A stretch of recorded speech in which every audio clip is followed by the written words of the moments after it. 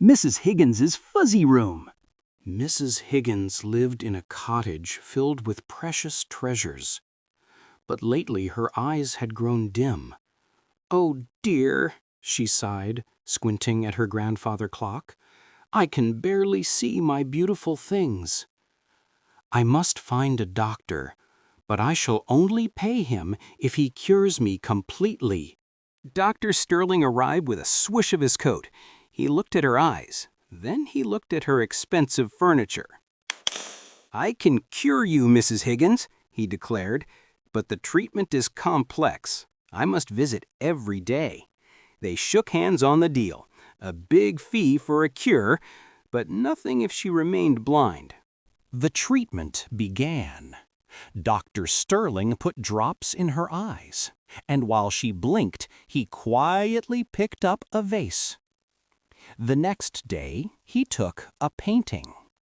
Day by day, the furniture disappeared into his big bag.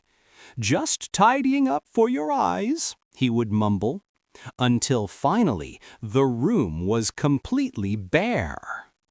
"Done," announced Dr. Sterling on the final day. He handed Mrs. Higgins her new glasses. "Your eyes are sharp as a hawk's. Now please pay my fee." Mrs. Higgins put on the glasses. She looked around the empty room. Her face turned red. "Pay you?" she cried. "I certainly will not." Dr. Sterling was furious. "You can see perfectly," he argued. "Why won't you pay?" Mrs. Higgins stood tall.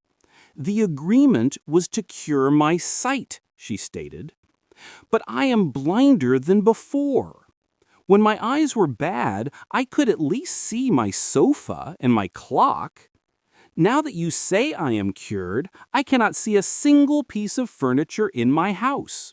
So clearly, I cannot see at all." Dr. Sterling's face turned pink.